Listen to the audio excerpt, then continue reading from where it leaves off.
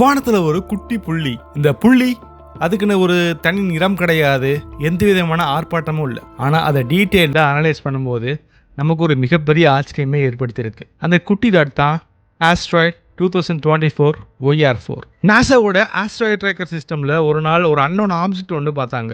இந்த ஒரு சின்ன டாட் வெறும் ஒரு பொம்மை மாதிரி தெரியாமல் இது நமக்கு மிகப்பெரிய ஆச்சரியத்தை ஏற்படுத்தியிருக்கு. அதுக்கு காரணம் இதோடைய ஸ்பீட். ஒரு மணி நேரத்துக்கு 42,000 கிலோமீட்டர் அப்படின்ற வேகத்தில் ரொம்ப வேகமாக போகுது.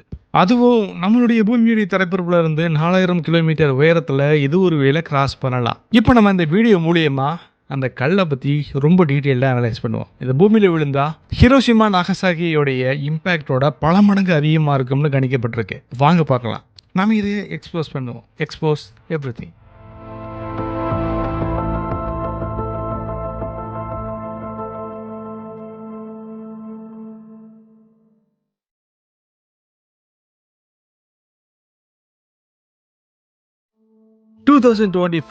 OER4 இதை நம்ம நியோன்னு சொல்லுவோம். அதாவது நியர் எர்த் ஆப்ஜெக்ட். பூமியுடைய ஆர்பிட்டுக்கு பக்கத்தில் வரக்கூடிய எல்லா மைனர் பாடிஸும் இந்த கேட்டகரியில் நம்ம கொண்டு வந்துடும். ஆனால் OER4 கொஞ்சம் ஸ்பெஷலாகிறது இதோடைய ஸ்பீட் அண்ட் இன்னும் பல முக்கியமான விஷயங்கள்.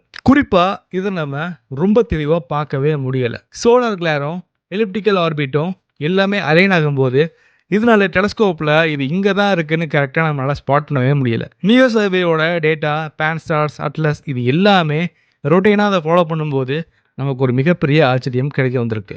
இதை நம்ம ரொம்ப ஈஸியாக பார்க்க முடியலன்றனால நம்ம எதிர்பார்க்காத அளவுக்கு இது நம்ம பூமிக்கு ரொம்ப பக்கத்தில் வரலாம் அப்படிங்கிறது நமக்கு தெரிய வந்திருக்கு. இதோடைய டயாமீட்டர் சுமார் 80 to 120 மீட்டர் இருக்கலாம்.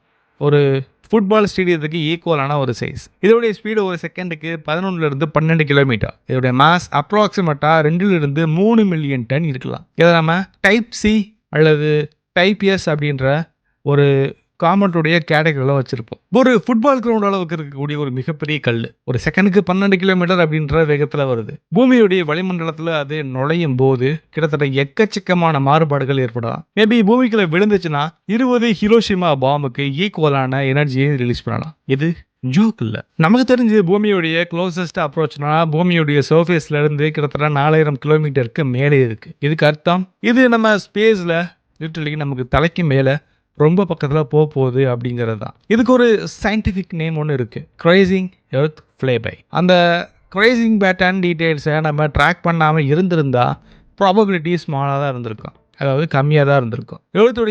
இதோடைய ப்ராபபிலிட்டி மோதக்கூடிய அளவு சான்ஸ் இன்னும் நம்ம டீட்டெயிலாக பார்க்கணுன்றதை இது காட்டுது. நம்மளுடைய டாட் மிஷன், அதாவது டிமோஃபாஸ் இம்பேக்ட் அப்படின்றது நம்ம அப்சர்வேஷன் நெட்வொர்க் நாசாவோ யூரோப்பியன் ஸ்பேஸ் ஏஜென்சியோ கம்பேர் பண்ணி அதை ட்ராக் பண்ண ஒரு சிஸ்டம்னு சொல்லலாம். அதன் ரொம்ப ரொம்ப பக்கத்தில் போன ஒரு மிகப்பெரிய மிஷன்னு சொல்லலாம். சில விண்கல் நம்ம 2 வருஷத்துக்கு முன்னாடியே கண்டுபிடிச்சிருவோம், அல்லது 2 வருஷத்துக்கு மேலே கூட சில விண்கல்கள் நம்ம பார்ப்போம்.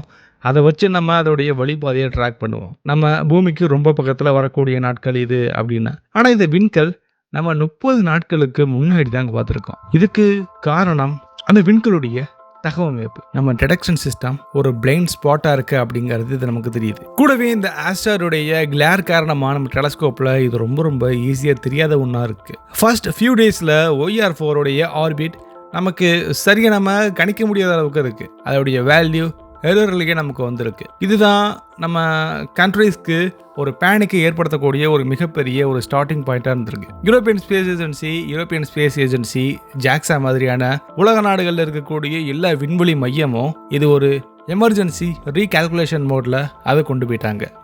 முதல் 48 மணி நேரத்தில் இம்பேக்டோடைய ப்ராபபிலிட்டி 0.03% அப்படின்னு. அதை நம்ம ரொம்ப ரொம்ப கம்மின்னு நினச்சிட்டு இருந்தோம். அதாவது 0.03% அப்படின்றது 8 பில்லியன் மக்களில் 2.4 மில்லியன் மக்கள் இறக்கிறதுக்கான சாத்தியக்கூறு இருக்குது அப்படிங்கிறத அது காட்டும். அதுதான் நாசா சயின்டிஸ்ட்டை கொஞ்சம் ஷாக்காக கவுச்சு. ஒரு விண்கல் பூமியில் விழுகும்போது அதோடைய வெயிட் ஆஃப் ஸ்பீடு தான் அதோடைய டிஸ்ட்ராக்ஷனை முடிவு பண்ணும். 2024 OER4 மாதிரியான ஒரு 100 மீட்டர் அளவு இருக்கக்கூடிய ஆப்ஜெக்ட் கண்டிப்பாக 20 ஹிரோஷிமா பாம்புக்கு ஈக்குவலான ஒரு எனர்ஜியை வெளிப்படுத்தும். அதாவது 1500 to 2000 கிலோடன் ஆஃப் TNT. அதாவது இதோடைய மாஸ் 3 மில்லியன் டன் அப்படின்றது குறிப்பிடத்தக்கது. ஸோ இவ்வளோ மாஸாக இருக்கக்கூடிய ஒரு பொருள் ஒரு செகண்டுக்கு 12 கிலோமீட்டர் அப்படின்ற வேகத்தில் வந்துச்சுன்னா கண்டிப்பாக அது ஒரு மிகப்பெரிய ஒரு ஆபத்தை ஏற்படுத்தும். நம்மளுடைய பூமிக்குள்ள ஒரு நேச்சுரல் சீல்டு ஒன்று இருக்குது, அதை நம்ம அட்மாஸ்பியர்னு சொல்லுவோம். ஆனால் 100 மீட்டர் ஆஸ்ட்ராய்டு கண்டிப்பாக இது ஒரு மிகப்பெரிய ஒரு போட்டியாக தான் இருக்கும். அட்மாஸ்பியர் கேர் கட் பண்ணும்போது ஆஸ்ட்ராய்டில் அதோடைய டெம்பரேச்சர் கண்டிப்பாக 2000 டிகிரி செல்சியஸ்க்கு மேலே போகலாம். ஷாக் வேவ் கிரியேட் ஆகிறதுக்கான சான்சஸ் இருக்குது. ஃப்ரிக்ஷன் ஆஸ்ட்ராய்டை இன்னும் கொஞ்சம் க்ளோவாக்கும். சர்ஃபேஸ் லேயர் இன்னும் அதிகமாக வேப்பரஸ் ஆகும். 100 மீட்டர் அளவு இருக்கக்கூடிய ஆஸ்ட்ராய்டுக்கு 2 பாசிபிலிட்டிஸ் இருக்குது.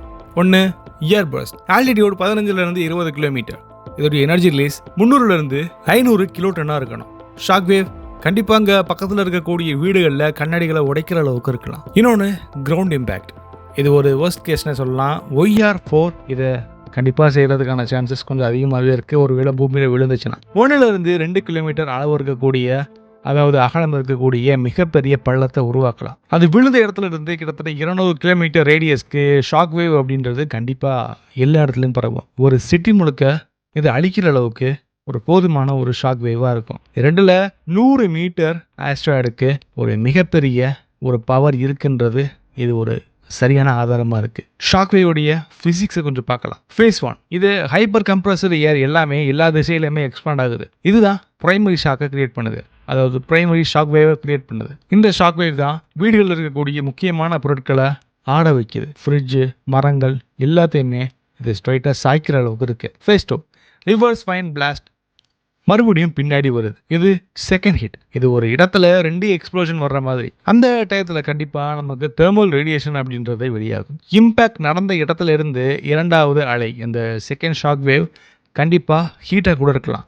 ஹீட் ஃப்ளாஷ் எப்படி இருக்கும்னா கிட்டத்தட்ட 2500லேருந்து 3000 டிகிரி செல்சியஸ். இந்த மாதிரியான ரொம்ப அதிகமான ஷாக் வேவ் உண்டாச்சுன்னா அதோடைய ஹீட் காரணமாக நம்ம வியர் பண்ணியிருக்கக்கூடிய துணிகள் ஒரு செகண்டில் அது தீப்பிடிக்கலாம். நம்ம மனிதனுடைய ஸ்கின் கண்டிப்பாக ஒரு செகண்டில் எரிஞ்சிடும். ஒருவேளை வீடுகள் மர வீடாக இருந்துச்சுன்னா அதுவுமே எரிஞ்சிடும். அடுத்ததாக செஸ்மிக் எஃபெக்ட், இதை நம்ம காஸ்மிக் எர்த்குவேக்னு சொல்லலாம். ஆஸ்ட்ராய்டு விழுகுது, அதோடைய ஃபோர்ஸ் கிரவுண்டுக்கு ஸ்ப்ரெட் ஆகுது, கிரவுண்ட் வைப்ரேட் ஆகுது, அதை நம்ம இளநடுக்கம்னு சொல்லுவோம். மேக்னெட்யூட் 6.5லேருந்து 7.5க்கு ஈக்குவலாக இருந்துச்சுன்னா அது லேண்ட் என்ன ஆகும், மாஸ் கண்டிப்பாக டிஸ்ட்ரக்ஷன் ஆகும். தண்ணியுமே கண்டிப்பாக அது வேற லெவலுக்கு ஒரு சுனாமியை உருவாக்கலாம். இதன் காரணமாக தண்ணியில் 50லேருந்து 80 மீட்டர் அளவுக்கு சுனாமி ஒன்று உருவாகலாம். கடலுக்கு அடியிலுமே ஷாக் வேவ் அப்படின்றது உருவாகும். இது 2வது ஒரு ஃப்ளோட்டிங், அதாவது ஒரு வெள்ளப்பெருக்கு உருவாக்குறதுக்கான காரணமாக இருக்குது. அடுத்தது குளோபல் எஃபெக்ட், எக்ஸ்ட்ரக்ஷன் லெவலில், ஆனால் இது ஒரு ரீஜனல் டேமேஜாக இருக்கும். இந்த இம்பேக்ட் ஜோனை பொறுத்து இந்த இறப்பு சதவீதம் மில்லியன்லேருந்து ஆரம்பிக்கலாம். கண்டிப்பாக எக்கனாமிக் டேமேஜஸ் அப்படின்றது உருவாகும். இது ட்ரில்லியன்ஸ் ஆஃப் டாலர்ஸை கூட கிரியேட் பண்ணலாம். அட்மாஸ்பியரிக் டஸ்ட்னால மைனர் கிளைமேட் எஃபெக்டை கண்டிப்பாக உருவாக்கும். ஏர் பொல்யூஷன் கண்டிப்பாக ரொம்ப பாதிக்கப்படும். இந்த மாதிரி உண்டாக்கக்கூடிய விண்கல்களை NASA city killer class asteroid அப்படின்ற ஒரு கேட்டகரியில் வச்சுருக்கு. அடுத்து இந்த விண்கல் எப்போ வரும் அப்படின்ற ஒரு கேள்வி கண்டிப்பாக உங்களுக்கு மைண்டில் வந்திருக்கணும். 2031 இது நம்ம பூமிக்கு பக்கத்தில் வரும். அடுத்து 2045, அடுத்ததாக 2079. இது ஒரு ஆர்பிட்டை ஃபாலோ பண்ணுது.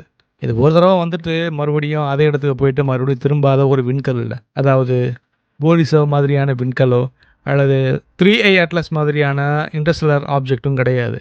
இது திரும்ப வரக்கூடிய விண்கல். அதனால அடுத்தடுத்த சில வருடங்களை நம்ம ப்ரெடிக்ட் பண்ணியிருக்கோம். பட் நம்ம பூமியில் விழுகக்கூடிய ப்ராபபிலிட்டி ரொம்ப கம்மி தான். ஆனாலும் இது கொஞ்சம் வந்து ஒரு சின்ன மைக்ரோ செகண்டில் ஒரு வேரியேஷன் வந்தாலுமே நம்ம ஸ்பேஸில் அது ஒரு மிகப்பெரிய மாற்றத்தை ஏற்படுத்தும். ஸோ அதை நம்ம ஃப்யூச்சரில் பொறுத்து இருந்து பார்க்கலாம். இந்த பதிவு அவ்வளோதான். இதை பற்றின உங்களுடைய கருத்தை மறக்காமல் எனக்கு சொல்லுங்கள். இந்த பெண்கள் பற்றின இந்த தகவல் இது எனக்கு தேவையாப்பா அப்படின்ற மாதிரி உங்கள் மைண்டில் இருக்கும். பட் இது ஜஸ்ட் ஒரு சயின்ஸாக வச்சுக்கலாம். இதே மாதிரி ரொம்ப இன்ட்ரெஸ்டிங்கான வீடியோஸ் நம்ம சேனலில் இருக்குது. நீங்கள் மறக்காமல் கிளிக் பண்ணி பாருங்கள். ஃப்யூச்சர் வீடியோக்கு சப்ஸ்கிரைப் பண்ண மறந்துடாதீங்க. அடுத்து ஒரு இன்ட்ரெஸ்டிங்கான வீடியோவில் பார்க்கலாம். பை.